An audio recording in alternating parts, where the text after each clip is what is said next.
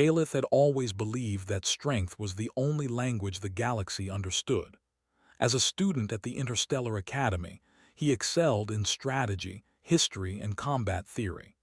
His species, the Orcs, prided itself on power, dominance, and absolute control. Weakness, hesitation, or mercy were considered fatal flaws. So, when Caliph walked into his ethics classroom that morning, he assumed it would be just another lesson in planning battles and ensuring victory. The room smelled faintly of metal polish and warm plasma. Holographic displays floated midair, showing galaxies, starships, and the movement of ancient fleets. Across the room, Caliph noticed the other students whispering. Most were Variks like him, or from species that had similar views on war. But at the front of the classroom stood a human instructor, Professor Arden, who always had a calm smile and eyes that seemed to see more than Caliph liked. "Today," Professor Arden said, "we are going to study a choice humanity made long ago. One that seems illogical by many species standards, but changed the course of the galaxy." Caliph leaned forward, curious but skeptical. Humans had always seemed unpredictable to him.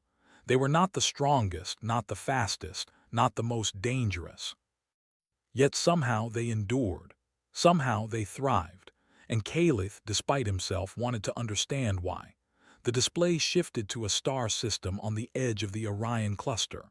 The hologram showed a planet scarred by war, its cities in ruins. This planet, Professor Arden continued, was conquered. Humanity could have destroyed its entire civilization. Every city, every fleet, every leader obliterated, but they did not. They chose mercy instead. Caliph's eyes widened. He felt his feathers bristle. Mercy? In war? That was madness. "Professor," he said sharply, "that is foolish. If your enemy is weak, you strike. You finish them. Anything else invites betrayal, rebellion, or worse." Professor Arden smiled, unshaken. "That is what most species believe, but let us examine what happened. Humanity had the chance to destroy this world. Their fleets outnumbered the enemy 5-1. Their weapons could have annihilated the planet's defenses in hours, but they did not. They offered terms. They provided aid. They established trade and governance rather than conquest." Caliph shook his head. "Why, that makes no sense. How could mercy be stronger than firepower?" "Strength," Arden said, "is not only measured by how much you can destroy, Caliph. It is also measured by what you choose to preserve and why." Caliph's mind raced. Preserve? Preserve what? The enemy, their resources, their pride. He could not understand it. The human explanation seemed absurd, almost laughable. His Variks instincts screamed that anyone who hesitated would be crushed. Yet something in Arden's calm voice made him uneasy. The professor waved his hand and the display changed again. This time, it showed a series of holographic timelines. One path led to total destruction. Humanity's enemies were gone, but so were the planets that relied on trade with them. Civilizations fell into chaos. Refugees flooded neighboring systems. War spread like wildfire. Another path showed humanity choosing mercy. The conquered civilizations rebuilt slowly, guided by humans who offered structure and support. Trust grew where fear had ruled. Alliances formed. Conflicts decreased. The galaxy became more stable. Caliph's feathers trembled slightly. He had never seen history told this way. He had been trained to see conflict as simple, victory or death. There were no shades of gray, no middle ground, but here it was: mercy, restraint, choice, and it had worked. "You must study this carefully," Arden said. "I am assigning each of you a mission. Caliph, you will examine the consequences of humanity's mercy firsthand through simulation archives. You will experience the decisions, the risks, the reactions. Only then can you understand why humans act as they do." Caliph felt a strange mix of excitement and dread. He had faced countless simulations of war, but never one that tested restraint. The simulation room was cold, silent, and filled with sleek pods. He stepped into one and felt the pod's surface hum beneath him. Screens floated into view around him, displaying the planet, its cities, and its people. The simulation began. Caliph saw a human fleet approaching a planet in chaos. Enemy warships hovered defensively, ready to strike. His first instinct was to order an all-out attack. But a calm voice in his pod reminded him, "Observe, choose wisely, consider consequences." The humans in the simulation did not fire. They sent messages. They offered supplies, medical aid, and protection. The enemy fleet paused, uncertain. Some leaders argued for surrender. Others wanted to fight, but hesitation crept in. Caliph watched as humans negotiated, not through fear, but through reasoning. Hours passed in the simulation. Caliph felt tension rising in ways he had never experienced. It was not the thrill of battle that gripped him, but the uncertainty. Could mercy actually succeed? Could patience and trust really win where weapons failed? Days of simulation followed, each presenting new challenges. Caliph saw rebellions subdued not by bombs, but by communication. He saw former enemies become allies, contributing to projects that strengthened the galaxy. He witnessed humans protect even those who had attacked them. And slowly, almost imperceptibly, he began to feel a new kind of respect. By the end of the simulation, Caliph could barely recognize his own reactions. He realized that humans had something the Orcs did not, a willingness to endure risk, to hold power without crushing all who opposed them. They understood that victory could be measured not only by destruction, but by what you chose to preserve and foster. Caliph stepped out of the pod, his mind buzzing. Other students were waiting to discuss their own experiences. Many had been shocked, confused, or outraged, but Caliph felt something stronger, a spark of understanding. He did not yet fully grasp it, but a seed had been planted. Perhaps humanity's choice to show mercy was not weakness at all. Perhaps it was a form of strength far beyond his comprehension. Professor Arden observed him quietly. "You are beginning to see, Caliph," he said softly. "Strength is not only in your claws, your ships, or your weapons. It is in your choices, your foresight, and your willingness to act with wisdom rather than fear. Humanity survives because it knows that some victories are more lasting than others." Caliph left the classroom that day in silence. His pride, his instincts, his understanding of power, they all felt shaken. He had always believed that the strongest species survived by crushing the weak, but the humans had shown him another path. A path that required courage of a different kind, the courage to spare, to trust, to hope. As he walked through the academy halls, Caliph could feel the eyes of other students on him. Some were curious, some were skeptical, but he paid little attention. His thoughts were far away, replaying the lessons he had seen. He realized that this was only the beginning. The universe was larger, stranger, and more complex than he had imagined. And humanity, with all its contradictions, had shown him a truth that would change him forever. Caliph's journey had begun, not in battle, not in conquest, but in understanding. And for the first time, he wondered if true strength could be measured not in power, but in mercy. Caliph had returned to his dormitory after the first immersive simulation, but sleep eluded him. Every corner of his mind was filled with images of humans showing mercy, not because they had to, but because they chose to. His species, the Orcs, had always prided themselves on the absolute power of conquest. Mercy was weakness. Hesitation was fatal. Yet what he had witnessed in the simulation was neither weak nor fatal. It was effective. The next morning, Caliph arrived at the Ethics and Galactic History classroom feeling both eager and uneasy. Professor Arden stood at the front as usual, smiling, but his eyes hinted that today's lesson would go deeper. "Caliph," Arden began, "you have seen one example of human mercy. Now you will study its consequences. Not through stories or simulations, but through actual interstellar archives." Caliph blinked. Archives. Real events. He had thought his studies were hypothetical, safe behind simulation walls. The professor handed him a small holopad. On it were records spanning decades, showing galaxies reshaped not by fleets but by human choices. "You will follow these threads," Arden said, "and observe how mercy, patience, and restraint changed history." Caliph took the holopad and retreated to a quiet corner. As he activated the first record, he was transported into the life of a human captain, Mara Ellis.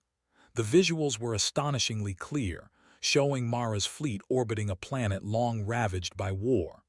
Unlike the simulation, these were real consequences, real lives, real outcomes. Mara's fleet was surrounded by enemy ships. Her orders from higher command were simple: destroy everything. The enemy had no chance to resist effectively, and yet Mara hesitated. She reviewed the civilian populations, the shattered cities, and the children hiding in makeshift shelters. Then, against protocol, she sent a message proposing surrender terms and aid. Caliph's first reaction was frustration. "This is insanity," he muttered aloud. "Strike now before they recover. Delay is dangerous." But as the days passed in the records, Caliph began to see the effects. The enemy commander, initially suspicious, eventually agreed to negotiations. The two sides established a ceasefire, which led to rebuilding programs, refugee resettlement, and shared resources. Within a few standard galactic cycles, the once hostile planet became a partner in trade and exploration. Caliph felt a chill. He had never seen strategy succeed without force. Every battle he had studied in Varroc's history had ended with scorched planets or subjugated populations. Yet here, cooperation had brought stability, prosperity, and even loyalty. Why would they trust them? Caliph whispered to himself. The archives answered silently, showing the human approach: fairness, clarity, and consistent protection. Even when some enemy leaders tried to cheat or rebel, Mara's people responded with measured restraint, not total annihilation. Trust grew slowly but steadily.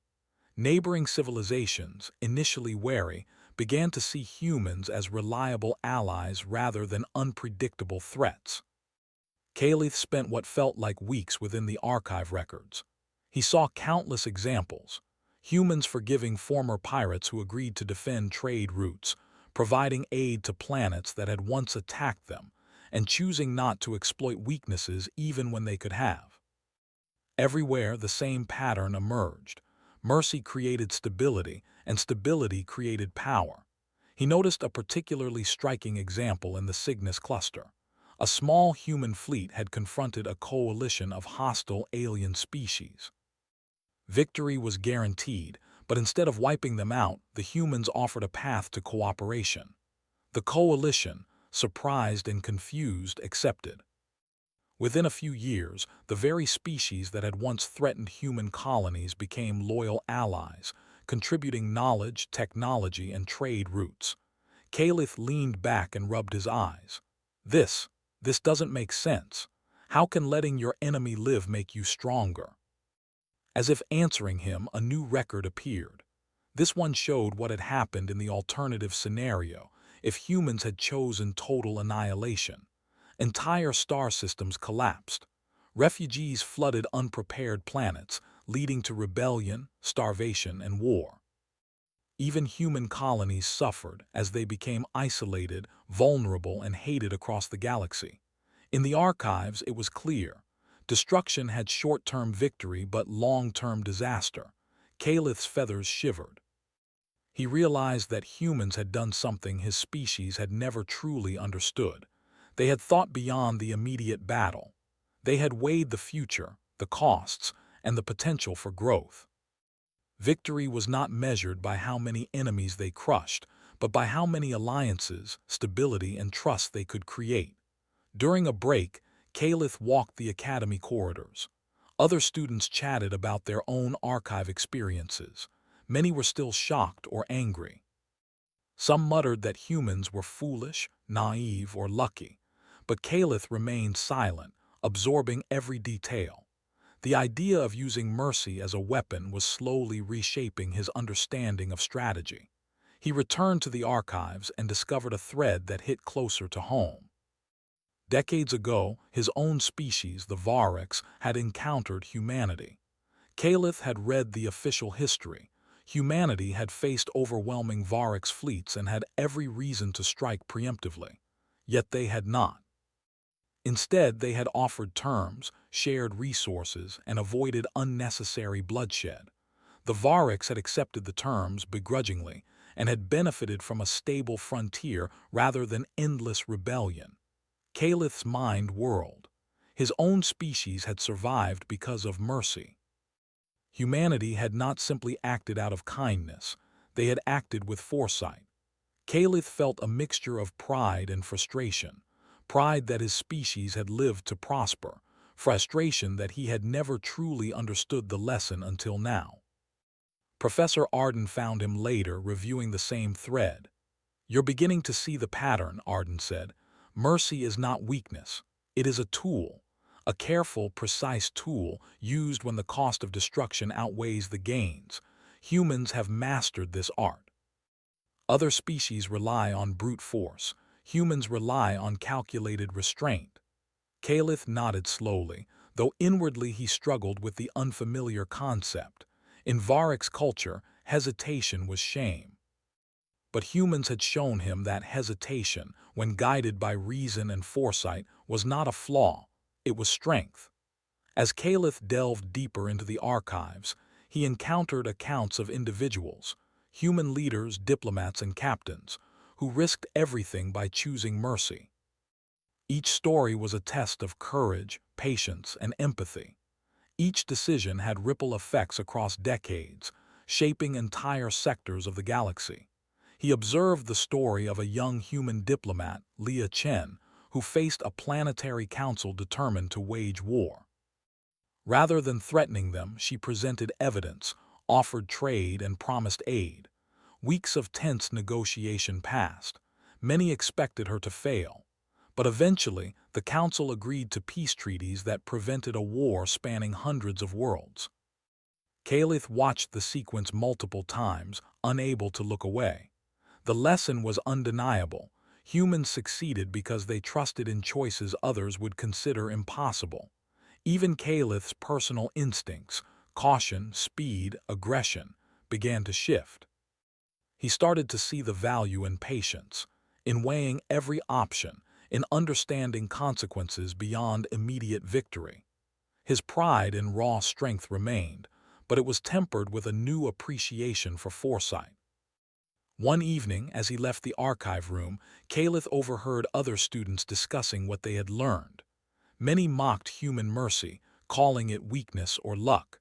But Caliph walked quietly past them, a growing conviction building in him. Strength was not only about weapons or fear. It was about choices. Humanity had shown him that restraint could build an empire more powerful than conquest alone. When he returned to his dorm, he activated his personal holopad and began mapping scenarios. What if the Orcs had acted like humans in certain conflicts? Could alliances have been stronger? Could stability have prevented endless rebellion and resistance? The ideas excited him and frightened him. They challenged everything he had been taught, yet the evidence was undeniable. Professor Arden's words echoed in his mind. Strength is measured not by what you destroy, but by what you choose to preserve and how wisely you act. Caliph realized he was beginning to understand. Humanity's choice of mercy was not naive. It was deliberate, strategic, and powerful. As the galactic sun set outside his window, Caliph finally allowed himself a small smile. For the first time, he saw a path forward that did not rely on domination alone. He did not yet fully comprehend all its implications, but he knew one thing: mercy, when wielded correctly, could be humanity's greatest weapon. Caliph's transformation was only beginning. The next part of his journey, where theory would meet action, would test everything he thought he knew about power, strategy, and what it truly meant to be strong. Caliph could hardly sleep that night. The lessons of the archives, the simulations, and the real-world examples of human mercy had settled deep into his mind. Something inside him was changing. Strength was no longer only about power, fear, or destruction. Humans had shown him that restraint, foresight, and the courage to spare, even when it was easier to destroy, could shape the galaxy more profoundly than conquest ever could. The next day at the Interstellar Academy, the ethics and galactic history class felt different to him. Other students still discussed strategies in terms of numbers and weapons, but Caliph could not stop thinking about consequences, alliances, and trust. He walked into the classroom determined to test his new understanding. Professor Arden greeted the class with a calm smile. "Today," he said, "you will apply what you have learned. We will hold a live debate and strategy exercise. You will defend your positions, not just with logic and power, but with foresight, morality, and the long-term consequences of your actions. Caliph, you may lead the human philosophy team." Caliph's heart raced. Leading the team meant he had to articulate what he had only begun to understand. He glanced at his peers. Some were skeptical, others amused. Varric students, in particular, seemed ready to mock any idea that mercy could be a tool of strength. But Caliph felt a new determination. The exercise began. A holographic projection displayed a volatile planetary system. Two species were in conflict over resources and territory. The immediate solution was obvious: destroy one side or the other and secure victory. But Caliph knew the human way was different. It required restraint, patience, and clever negotiation. Caliph took a deep breath and stepped forward. "We have the chance to achieve victory," he said. "But what is victory if it only creates fear and hatred? Humans have shown us another path. We can offer terms, provide aid, and establish cooperation. The cost may be slower, the path harder, but the result will be alliances, stability, and lasting peace. That is true strength." A Varric student snorted. "Allies are temporary. Power is forever. If you spare your enemy, you invite betrayal. You are naive."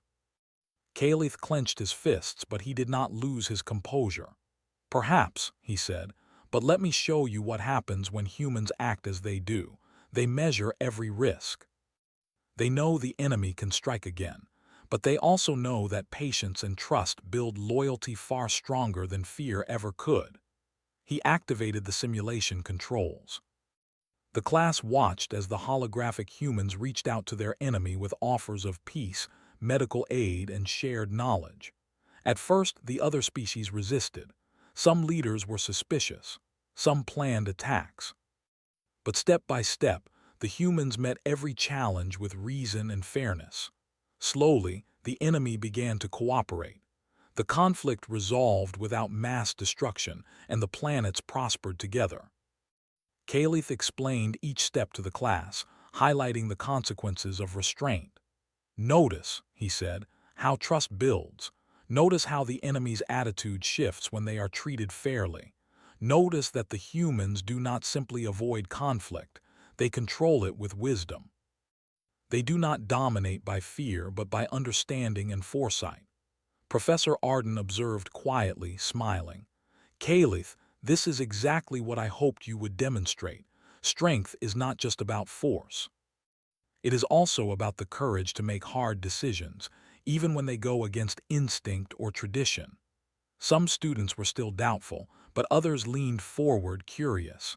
Caliph felt a spark of pride. He had started to understand the power of human strategy, not just in battle, but in the choices that shaped entire civilizations. After the exercise, Caliph was assigned a group project, designing a strategy for a fictional galaxy. The goal was not to conquer but to achieve long-term stability. Caliph applied what he had learned from the archives. He prioritized diplomacy, economic growth, and careful alliances. He included methods to protect civilians, mediate disputes, and foster cooperation between former enemies. At first, his team struggled to understand. "Why not just crush the opposing factions?" asked a fellow student. It is faster and safer. Caliph shook his head. Because faster and safer is not always stronger. Humans have shown us that patience, foresight, and mercy can create outcomes that destruction never could. You gain trust, stability, and loyalty that lasts far longer than fear. The project was a success. Their simulated galaxy flourished. Former enemies became allies. Trade expanded. Conflicts were resolved without mass casualties. Even skeptical students had to admit the results were remarkable. Caliph's confidence grew, but so did his humility. He realized that understanding human mercy was not easy. It required more than knowledge. It required courage. Courage to resist instincts, courage to act when others expected violence, and courage to trust in the possibility of change. The final test of the course came unexpectedly. The Academy announced a live exercise with multiple species, including human representatives. Caliph's team was paired with humans to negotiate a solution to a tense territorial dispute. This was no simulation. Real stakes. Real decisions. Caliph felt a mixture of fear and excitement. He had studied human methods, but now he would see them in action, alongside those who had lived it. The negotiation began. Aliens from several species demanded control over disputed planets. Tensions ran high. Caliph reminded himself of what he had learned. Human representatives spoke calmly, acknowledging fears, listening carefully, and offering solutions that benefited all parties. The alien delegates were resistant. Some shouted. Some threatened withdrawal. Caliph could feel his old instincts rising. Part of him wanted to strike, to impose authority, to secure a quick victory. But he remembered what he had seen in the archives. He remembered Mara Ellis, Leah Chen, and the countless examples of humans who had risked everything to choose mercy and foresight. He took a deep breath and spoke clearly. If we act with force, we may win today, but we will lose tomorrow. If we act with understanding and cooperation, we can create a lasting solution. This is what humans have done before, and it is what we must strive to do now. Hours passed. Negotiations were tense. Caliph felt exhausted. Yet slowly, the delegates began to listen. Offers were considered. Compromises were made. When the final agreement was reached, Caliph felt a surge of pride and relief. The planets were shared, trade agreements established, and no lives were lost. He looked at the human representatives. They smiled knowingly. Caliph realized something profound. Humans had succeeded not because they were the strongest, but because they understood the power of choice, foresight, and mercy. That evening, Caliph walked alone through the Academy gardens. The twin suns of the planet were setting, casting long shadows. He reflected on how much he had changed since the first simulation. His understanding of strength had transformed. Victory was no longer a matter of domination. It was about making decisions that created lasting good, even when easier paths existed. Professor Arden found him sitting quietly. "Caliph," he said softly, "you have grown beyond what I expected. You now understand the true meaning of human strength." Caliph nodded. "I see it now.